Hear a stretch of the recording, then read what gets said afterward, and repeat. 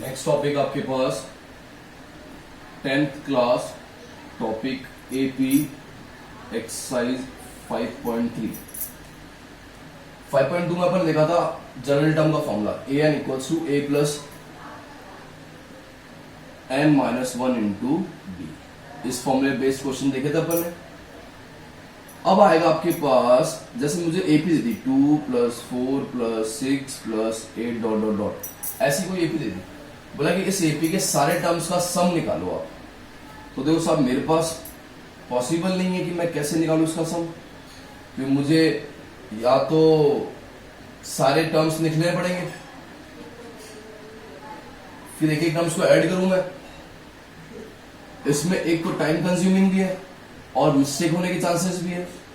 तो कुछ मैथमेटिशियन ने एक फॉर्मूला निकाला कि अगर कोई सीक्वेंस एपी में है और आपको उसका सम निकालना है, सम ऑफ एपी, अगर आपको उसका सम निकालना है तो उसको डिनोट करूंगा SN, sum of first N term equals to n/2 bracket में 2a plus n-1 into D. ये मेरा फॉर्मूला हो गया एपी के फर्स्ट एन टर्म का फॉर्मूला निकालने का। यहां एन आपके पास नंबर ऑफ टर्म्स, ए आपके पास फर्स्ट टर्म, डी आपके पास कॉमन डिफरेंस। फॉर्मूला को अपने देख लेते हैं। देखिए A plus N minus one into D, A plus N minus one into D सही है, वो जो था वही है आपके पास, बस ए के आगे 2 लगा दो, आगे n/2 आना है। फॉर्मूले को रटना नहीं है कभी भी मैथ्स में, फॉर्मूले को ट्राई करो कि कैसे ना कैसे करके आप इसको ट्रिक से दिमाग में फिक्स कर लो। रटने की कोशिश करोगे फॉर्मूला कभी भी रटा नहीं जाएगा। आपको क्या करना है, लॉजिक लगाते हुए आप ट्राई करते जाओ। एक फॉर्मूला आपने बाय कर लिया, एक उस पर बेस पे थोड़ा बहुत चेंज करके आप उसको करते जाओ।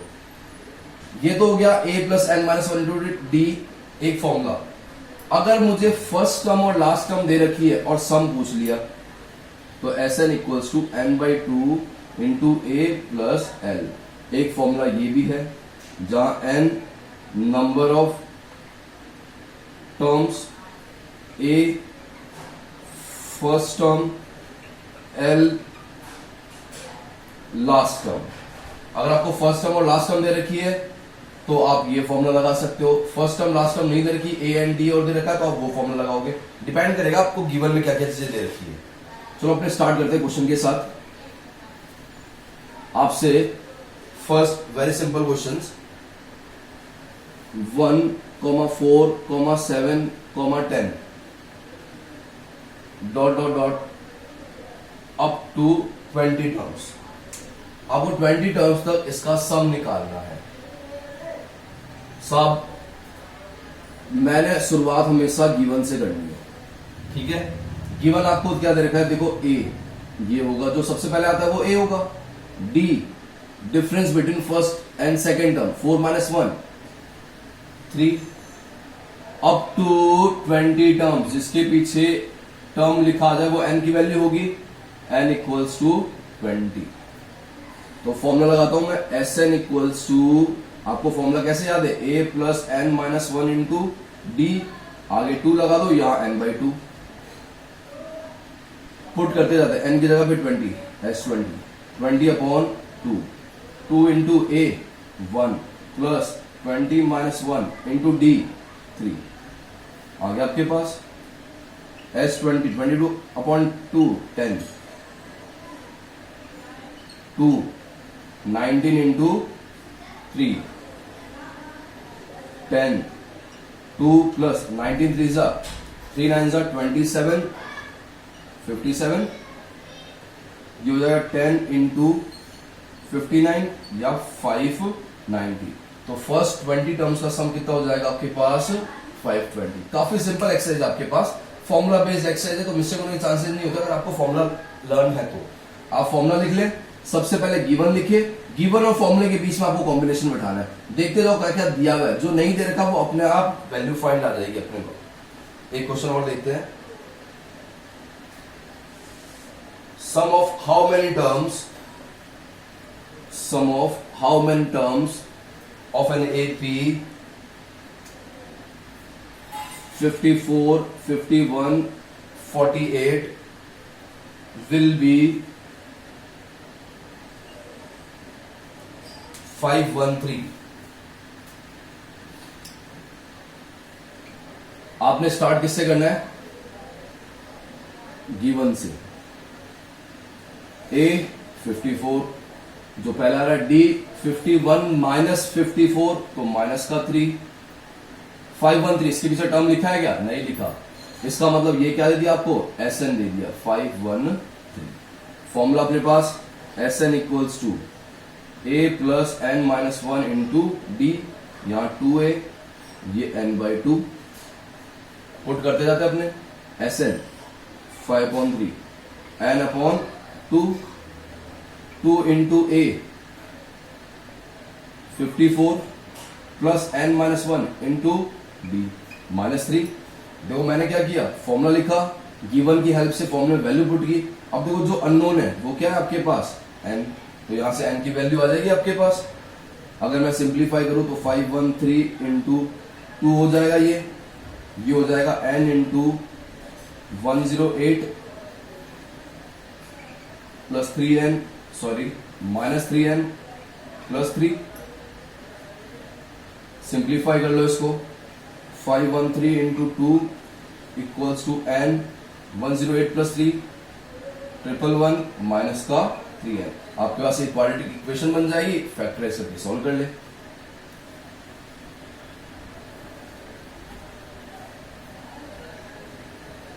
अब इसे अगर मैं एक और फॉर्मूले से करना चाहूं तो SN equals to N/2 into A plus L है. ये फॉर्मूला आपके पास. क्या लास्ट टर्म दी हुई है आपको? नहीं दी हुई है, तो आप ये फॉर्मूला नहीं लगा सकते. आपको हमेशा मैंने कहा है कि गिवन डिपेंड करेगा गिवन पे. अगर L दिया होता, A दिया होता तो मैं ये लगा देता. इसने लास्ट टर्म नहीं देखी, इसका सम दे दिया, SN दे दिया. अगर मैं ये फॉर्मूला लगाता हूं तो 513 N/2, A कितना है? 54 plus L.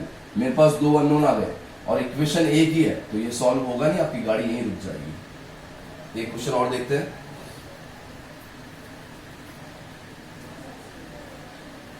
Find the sum of first 15 terms. First 15 term whose nth term an equals to 9 minus 5n. बढ़िया क्वेश्चन है. देखो जब भी आपको ये दे रखा होगा an की फॉर्म में दिया हुआ है, आपको फर्स्ट 15 टर्म्स का क्या निकालना है? सम निकालना है. सम निकालना है तो मुझे SN पता है 2A plus N minus 1 into D, यहां पे N/2. मुझे A चाहिए, N चाहिए, D चाहिए. आपको क्वेश्चन में खाली यही दे रखा है गिवन, तो ना A है, ना N है, ना D है. अब क्या करें? तो आपको क्या करना है, जब भी AN की फॉर्म में क्वेश्चन दिया होगा, put N equals to 1, A1 equals to 9 minus 5 into 1. तो A1 इक्वल्स टू 9 माइनस 5 कितना आ गया? 4. A1 मतलब फर्स्ट टर्म आ गया आपके पास. Put N equals to 2, A2 9 minus 5 into 2, 9 minus 10 कितना आ गया? -1. आप सोचेंगे A1 निकल गया तो A2 क्यों निकालो? A2 तो नहीं चाहिए, बट आपको D चाहिए. और D क्या होता है? A2 minus A1. A2 कितना है? -1 -4. D आ गया आपके पास, A आ गया आपके पास. N का कोई रोल नहीं है. सम ऑफ फर्स्ट 15 टर्म दे रखा है इसने, पुट करते हैं. S15 15/2 2A, A कितना है? 4 plus N 15 minus 1 into D minus का 5. तो 2 कॉमन कैंसिल आउट करता हूं. 15 माइनस 1 कितना होगा? 14. यहां से भी 2, तो S15 इक्वल्स टू 15, 4 7 बचेगा. 7 माइनस 5 इंटू -5 माइनस का 35. तो S15 आपके पास आ गया 15 इंटू माइनस का 31. आया समझ में? इस टाइप के क्वेश्चन जब भी आपको दिए होंगे तो आपको क्या करना है? N की जगह वैल्यू पुट करनी है. एन की जगह वैल्यू पुट करोगे 1 तो आपके पास A1 आएगा। 2 क्यों पुट कर रहे हैं, क्योंकि मुझे D निकालना है, तो n इक्वल्स टू 2 पुट कर दूंगा। ऐसे एक और क्वेश्चन देखते हैं अपने।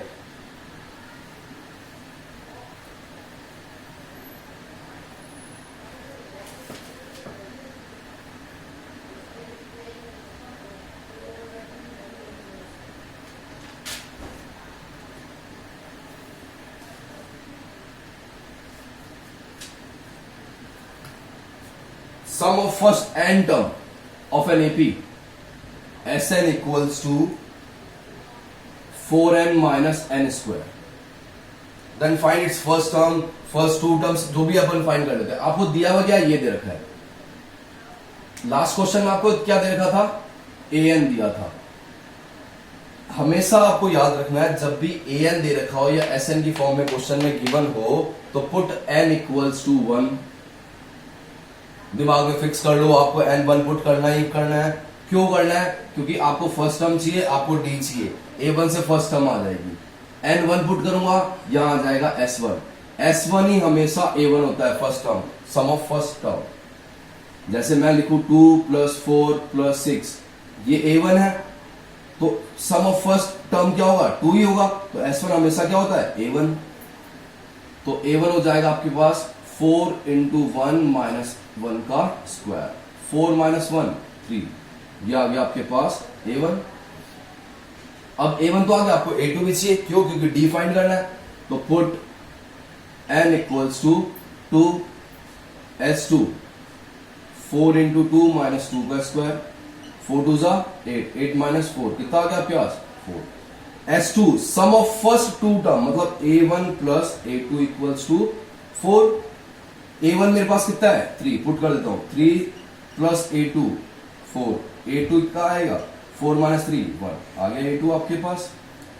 चाहे an की फॉर्म में दिया हो, चाहे Sn की फॉर्म में दिया, आपको n इक्वल्स टू 1 और n इक्वल्स टू 2 पुट करना है, क्योंकि आपको a और d फाइंड करना है। आगे A2, आगे A1, ये रहा A1 आपके पास। d भी आ जाएगा आपके पास। d कितना होगा, A2 - A1। A2 कितना है, 1, 1 - 3 माइनस का 2। AP में जब आपके पास a आ गया, d आ गया, आप कुछ भी निकाल सकते हैं।